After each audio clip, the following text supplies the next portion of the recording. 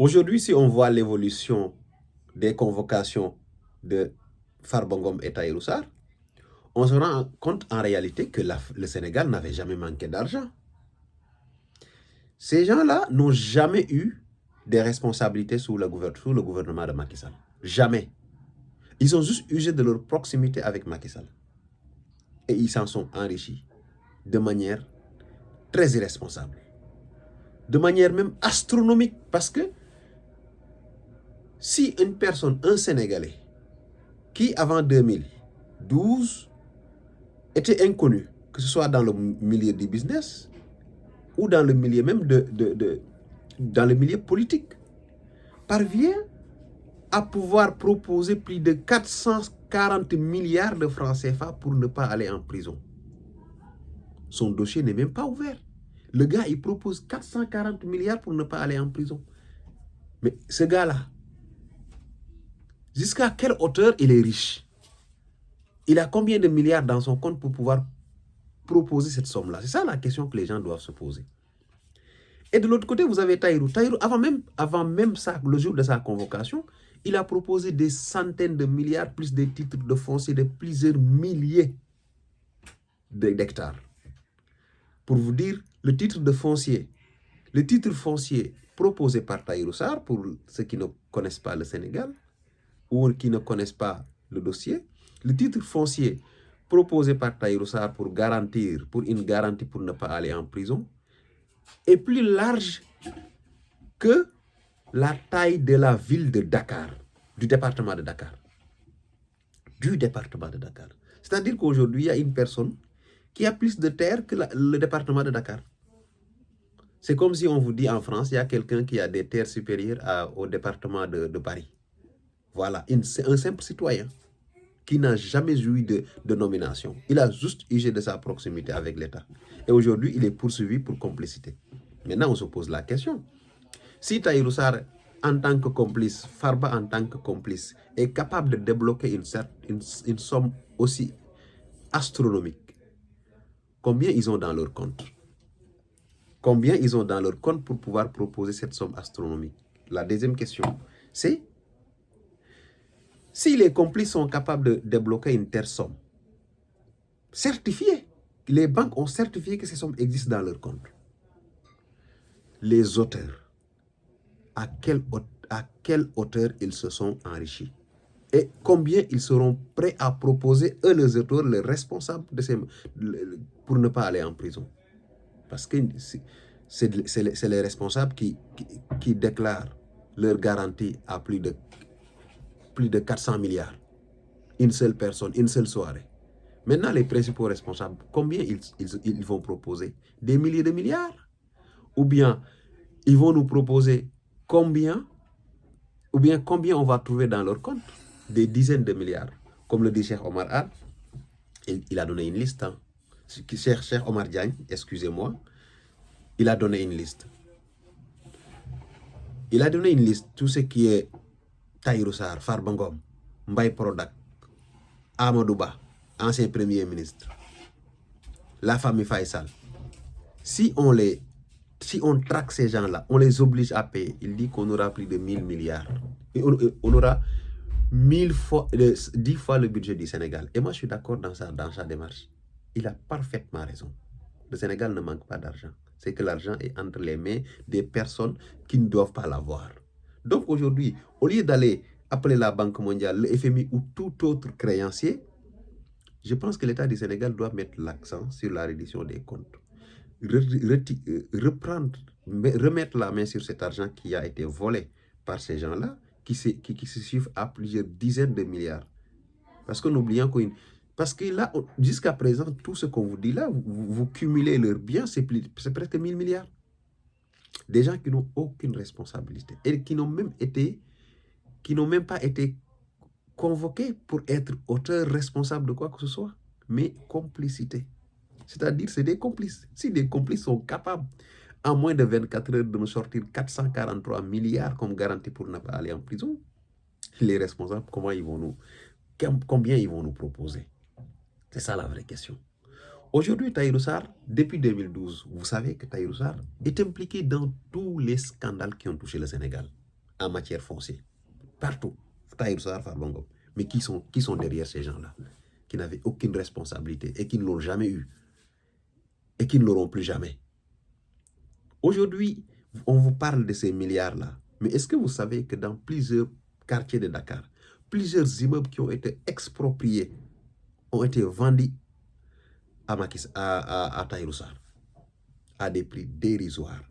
Même le titre foncier qu'il a présenté de 8000 hectares, qui est supérieur au département de Dakar, le titre foncier là, c'était un projet qu'avait une famille très célèbre d'un écrivain.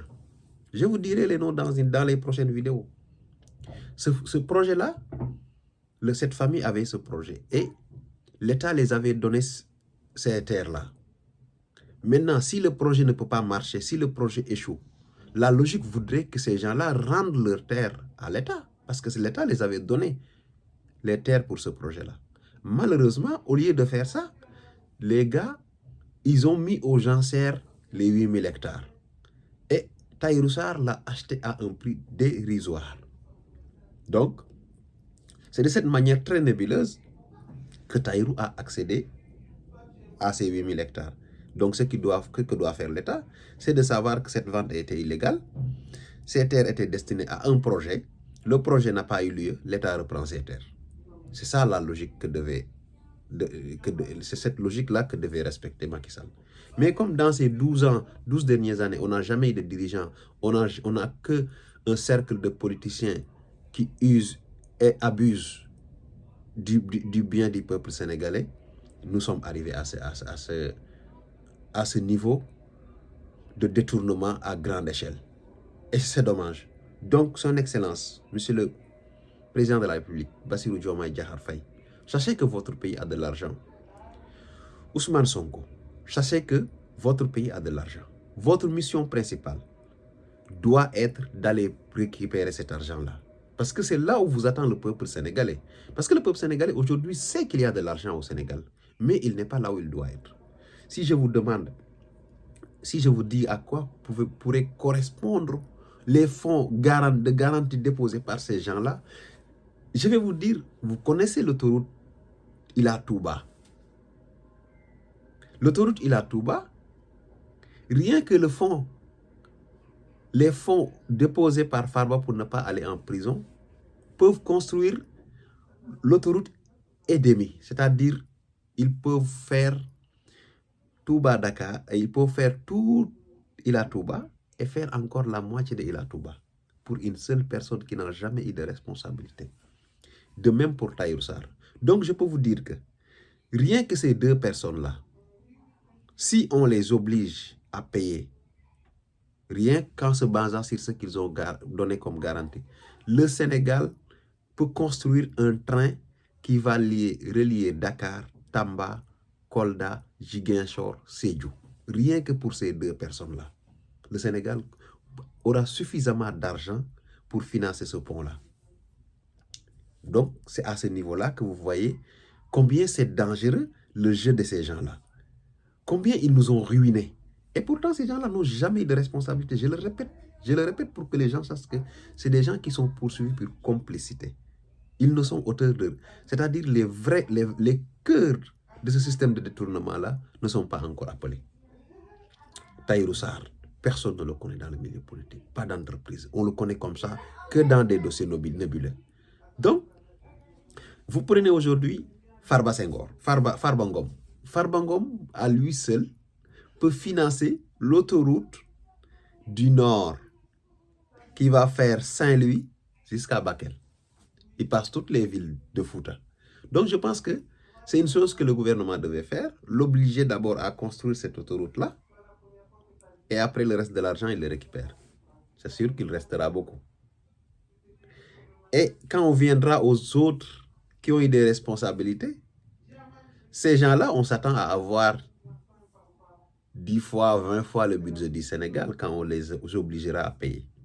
C'est pourquoi la plupart d'entre eux aujourd'hui n'apparaissent plus en public et les autres, certains ont fui. Le chef de gang Macky Sall, j'en parle pas. Il est derrière tout ce massacre. Macky Sall ne peut pas rester au Maroc éternellement. Non. Macky Sall viendra répondre de tout ce mal qu'il a fait au peuple sénégalais. Macky Sall est le moteur et le chef de gang qui a orchestré tous ces détournements à grande échelle, qui ont ruiné ce pays pendant 12 ans. Donc, il ne peut pas rester au Maroc pensant qu'il a échappé à la justice. Ce serait trop facile. Il ne peut pas échapper à la justice. Et moi, je pense que le jour où Macky Sall viendra au Sénégal et qu'on l'obligera à payer tout ce qu'il a détourné avec sa famille, le Sénégal pourra résoudre définitivement rien qu'avec la famille Faisal tout ce qui est problème d'infrastructure.